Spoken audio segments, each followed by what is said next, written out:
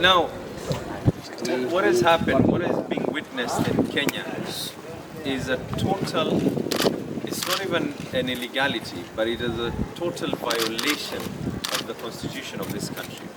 First of all, the constitution is very clear. Article 180 says that the county governor shall be elected on the second Tuesday of August after every 5 years. Then the laws of this country, the election laws, are equally very clear. Article 55B, section 55B, there are only 3 ways that an election can be postponed. 1, in the event that there's a serious breach of security, that those elections cannot be held. 2, in the event that there's a natural calamity, and in this instance it's an act of God, that means if there is an issue of floods or anything of that nature. 3, that there's a breach in how the elections are conducted. First of all, the initial postponement was purposely orchestrated for no other reason, so that we have a low voter turnout in areas that are Azimio stronghold. Now they go ahead.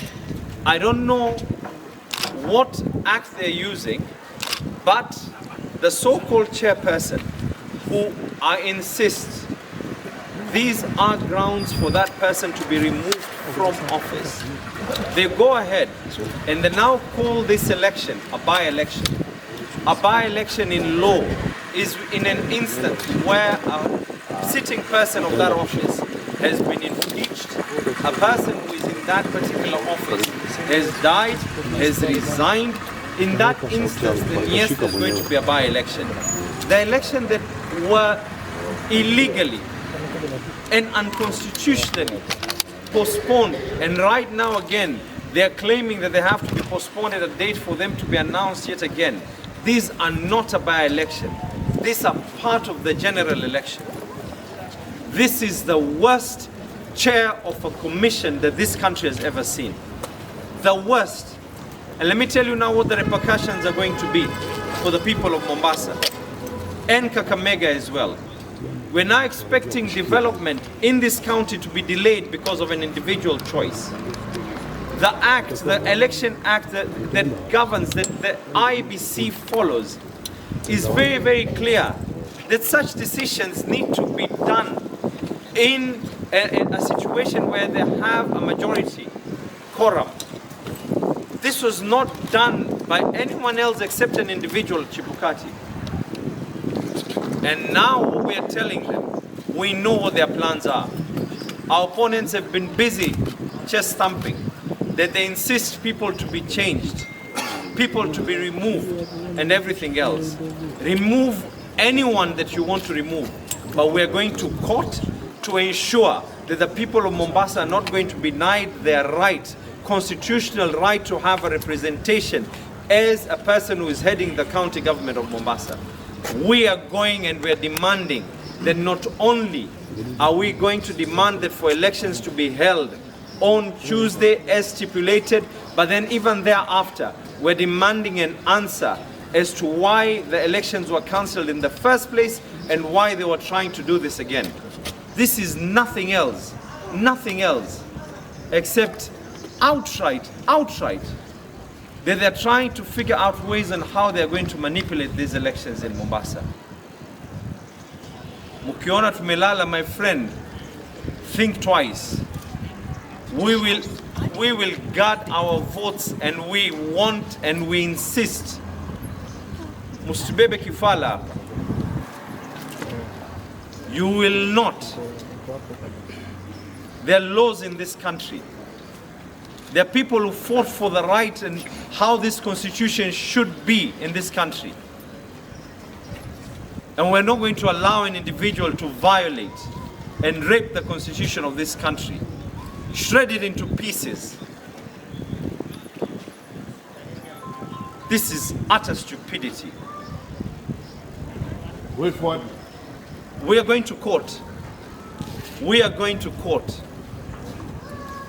And we're going to demand, because there are only 3 instances where an election can be postponed. One, in the event that there's a serious breach of security. Let me ask you, have we had any incidences of violence in Mombasa? Nothing. None of those people, none of those staff members have even said that their lives are being threatened or anything at all.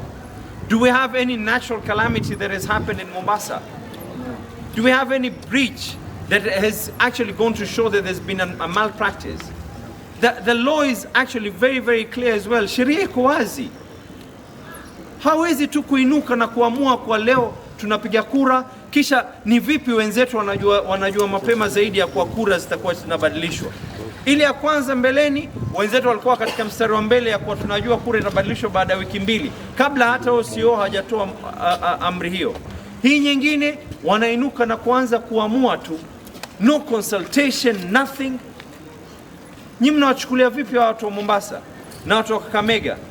Just because we are loyal to Azimio, will not allow it. Haiwezekani. We are going to go to court. We will go to court, and we are going to expect an order that those elections shall be on the stated date. Mutachelewesha lakini hamwezi kuzuia. Chuma munacho, my friend. Chuma munacho. These elections are going to be held on that stipulated date. Their intention is very simple. They are in their wild imagination hoping and praying that the Supreme Court ruling will rule in their favor, ili waingie, waweze kubadilisha hizi mambo zao vile wanavyotaka, waweze kucontrol Mombasa, waweze control zile county nyingine. Hatubebe kifala. We're not going to allow this. We will not allow this. The people of Mombasa deserve representation. Ni haki yao kuweza kupata. My friend, you know what's going to happen now? We're going to have limited services at the county government. Serikali ya county itakuwa sasa hivi haiwezi kuhudumikia watu. Wale wafanyakazi watalipwa mishahara kivipi? Watu watapata huduma vipi katika hospitali? Fedha zikitoka zitakuwa ni very limited. The current governor ambaye kwamba lazima aweze hand over the instruments of power kwa yule atakayeapishwa baada watu wa Mombasa kuweza kuchagua, role zake sasa hivi kazi yake ni limited. You're denying us this right because of your personal greed. Will not allow it. In Mombasa, my friend, we are telling you, Chebukati and those who are behind you and those who are using you as a cover, we are telling you, we are ready for you. Tuko tayari. Uamuzi ni watu, uamuzi si mtu mmoja, uamuzi ni watu.